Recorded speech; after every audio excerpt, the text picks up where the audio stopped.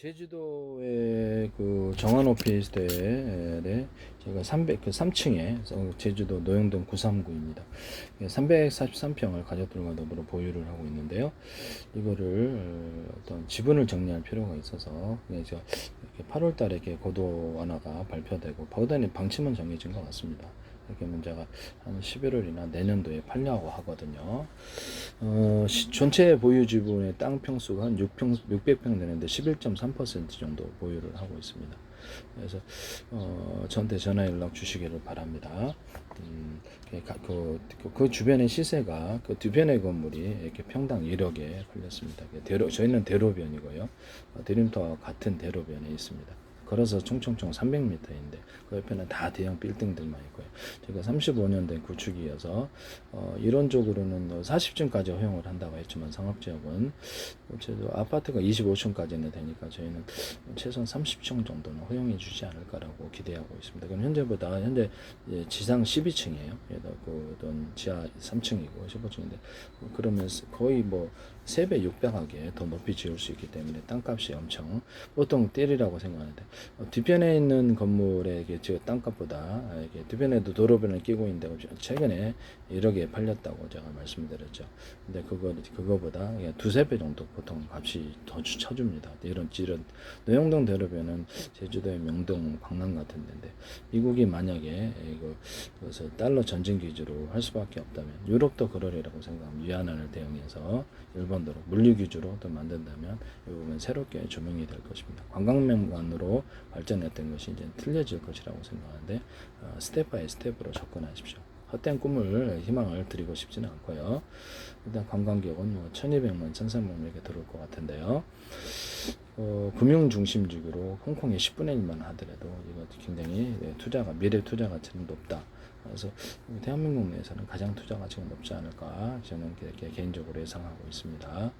가족들과 지분 관계 때문에 좀 정리를 하려고 하는 것이죠. 그래서 상속으로 받았는데 지분을 정리해야 됩니다. 네, 그런 사정이 있어요. 네, 자, 이렇게 보시겠습니다. 이게 노영동 농5골인데요. 제주도에서 제일 땅값이 비싼 데입니다. 여기에서 지금 대리주도 드림타워가 존재하고요. 그래서 총총총총 거리로 걸어주면 여기가 정한 오피스텔이 있습니다. 여기 옆에 이마트가 존재하고 뒤편에 여기 앞에 롯데마트, 다이소 이렇게 맥도날드가 존재합니다. 이것을 보시면 좀 이따가 다시 모차를 좀 해보고요. 이거를 클릭해서 거리뷰라든지 이런 것들을 좀 보여드리겠습니다.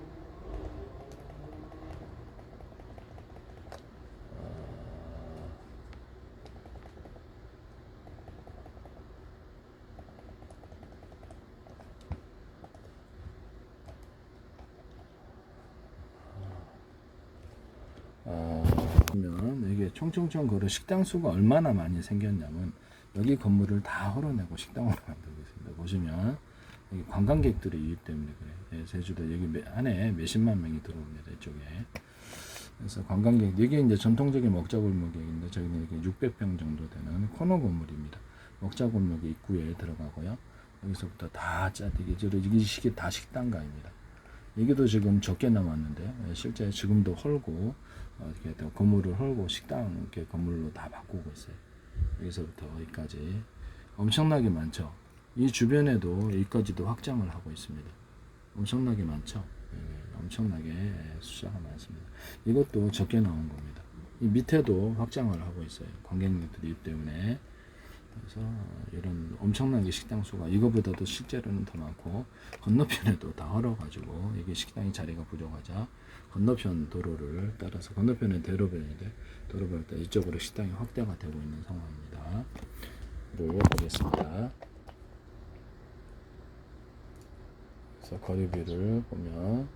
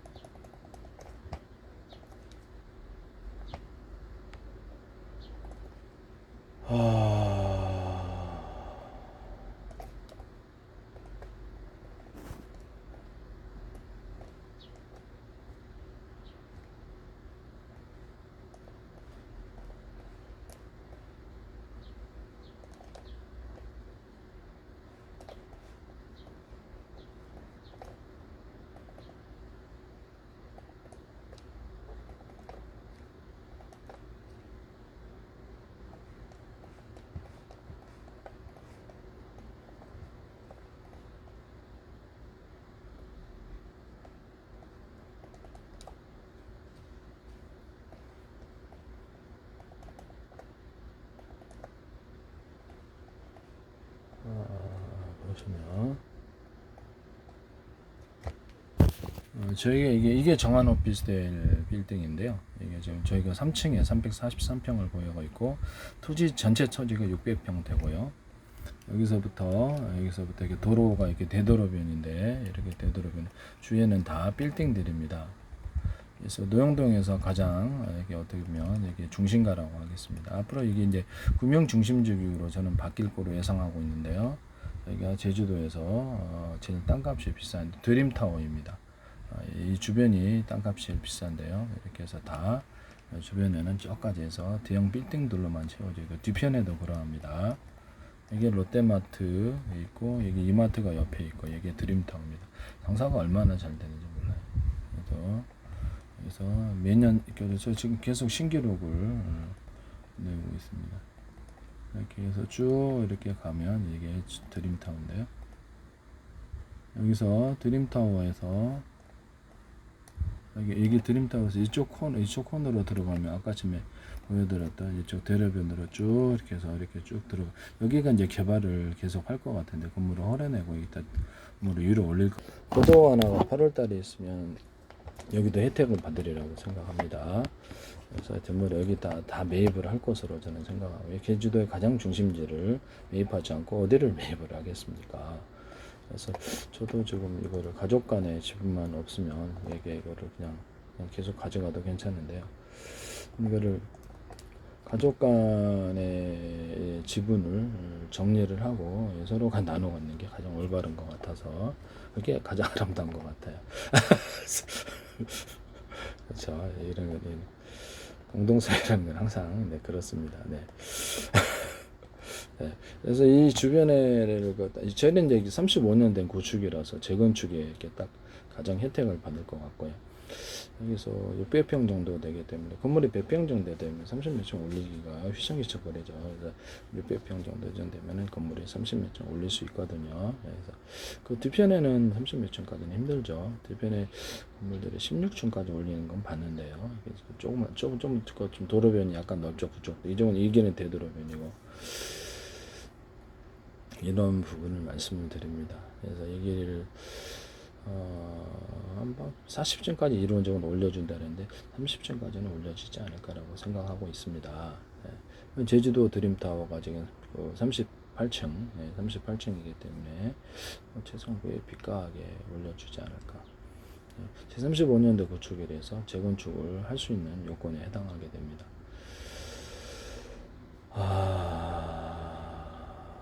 그래서 이거 투자 가치는 되게나 있을 것으로 보입니다. 네.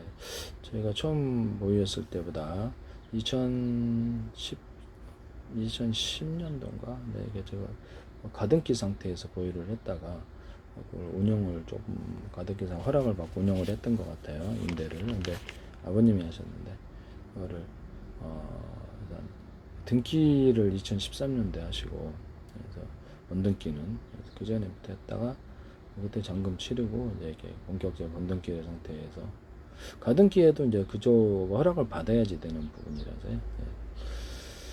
그래서 그쪽을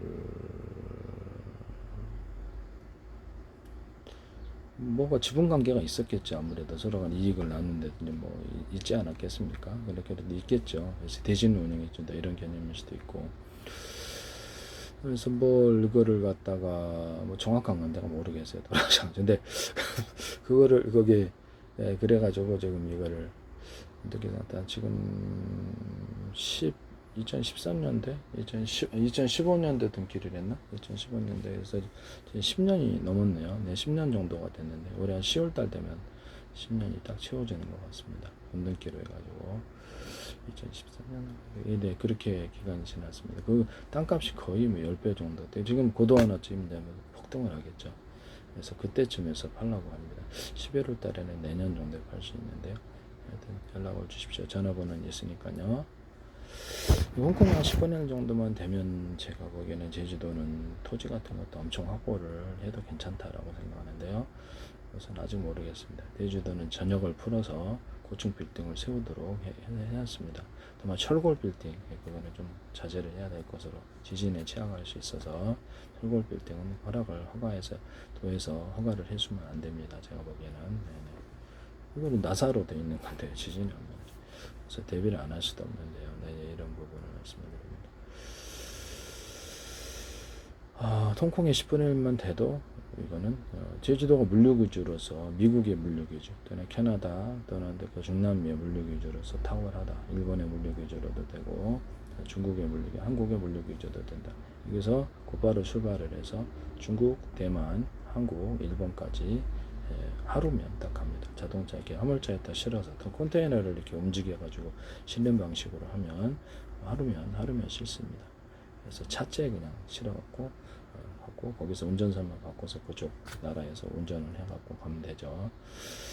이런 식으로 하면 되게 물류가 단 하루면 미국 내 어떤 계속 나가는 제품이다. 미국 쪽이다.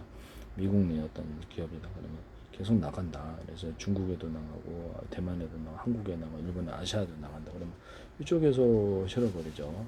그래서 알래스카까지 해가지고 도로를 연장을 이렇게 미국이 철도를 한 100km 최소 100km 돼야죠. 시속이 120, 150까지도 가능해야 됩니다.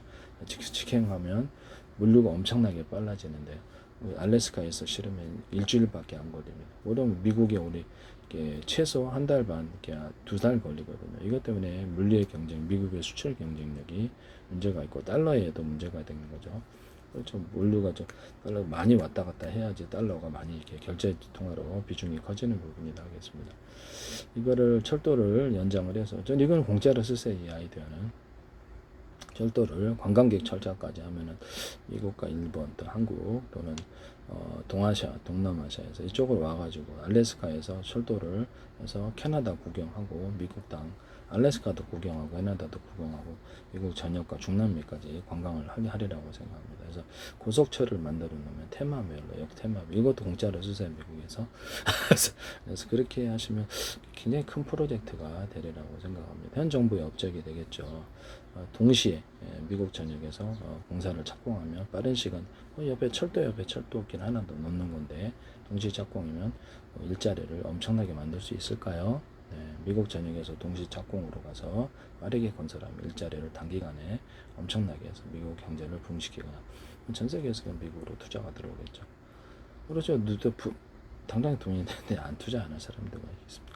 그래서 역마다 테마별로 해가지고 관광으로 만들거나 화물열차라면 전 세계가 돈이 미국으로 들어갈 수밖에 없는 구조가 되는 것이죠.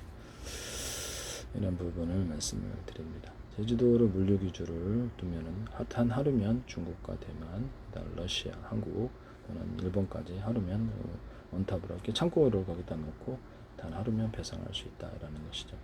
되게 빨리 대응을 어차피 나갈 물건이라면 그죠? 어차피 나갈 뭐 품목을 해서 둘 수 있을까요? 그럼 괜찮다는 거죠. 한 달 반, 2달 걸리는 물건의 대응과 단 일주일 또는 10일 안에 배송하거나 8일 안에 배송할 수 있는 그런 물건의 차이는 크죠. 그래서 기다리는 사람 입장에서는 우리 한국에서도 어떤 주문을 할 때 뭐 어떤 데서는 뭐 욕심 같은데 저 일주일도 걸리고 이게 도대체 뭐 하는 짓인가 해서 3, 4일은 기본이고 근데 다른 데서는 배민 서비스 하면 딱 1시간 안에 온단 말씀이죠. 돈이 비싸도 거기에 주문하고 그래서 다 쿠팡 같은 데는 주문하면 바로 저녁에 배송이 오든가 이러니 뭐 차이가 한국 사람 같은 경우는 다른 사람들은 안 그러겠어요. 전 세계에 전부 다 온라인으로 이렇게 주문이 전환이 되고 있는 상황에서 답답해 경쟁력이 떨어지지 않을 수가 없는 거예요. 떨어지지 못해서 열받아서 어떻게 주문을 못하는 한국 사람 성격도 급하고 전 세계에서도 다 온라인이면 바로 배송이 되는 거하고 일주일 내에 배송 또는 3, 4일 배송되는 거하고 어느 걸 시키시겠습니까? 가격도 이쪽이 더 싸면 이쪽 그러죠. 안 하는 거죠. 네. 사람들이 이쪽에 몰리면 그래서 가격도 더 싸게 낼 수 있단 말이에요. 물건 가격도 많이 몰리니까 박리담회를 할 수도 있어요. 고객님이 많아서 이런 부분을 그래서 물류의 중요성이 미국에 있어서는 전 세계에서 참 중요하다 하겠습니다. 파나마 운항은 문제가 아니죠. 이쪽이 진짜 미국에 있어서 제가 황금을 터뜨려 주는 거나 마찬가지입니다. 미국 역사상 가장 위대한 업적일 수도 있다. 만약 행정부가 한다면 저는 그 아이디어 값이 받지 않습니다. 저는 경제를 좀 어느 정도 알고 있는 사람으로서 그래서 이런 부분을 헛된 지식을 전하지는 않는다라는 그 정확한 지식을 따라서 이 기술 얘기하는 이 아이디어를 얘기하는 거예요. 돈 주지 않으셔도 돼요. 공짜로 쓰세요. 호수 같은데 베이킹 소다, 호수 같은 데는 이렇게 좀 하천 같은데 녹조가 많이 끼거나 모기 유충이 많이 끓는 웅덩이 베이킹 소다를 뿌린 모기 유충들이 다 제거되거나 해충들이 제거. 아프리카 같은 데 사용할 수 있겠죠. 공짜로 쓰세요. 이것도요. 네. 한번 실험을 해보. 녹조 같은 데 비 올 때 녹조 끼길래 딱 뿌렸더니 다 없어져 버리더라고요. 해충도 없어요. 모기 해충도 없어져 버리더라고요. 이건 공짜로 쓰세요.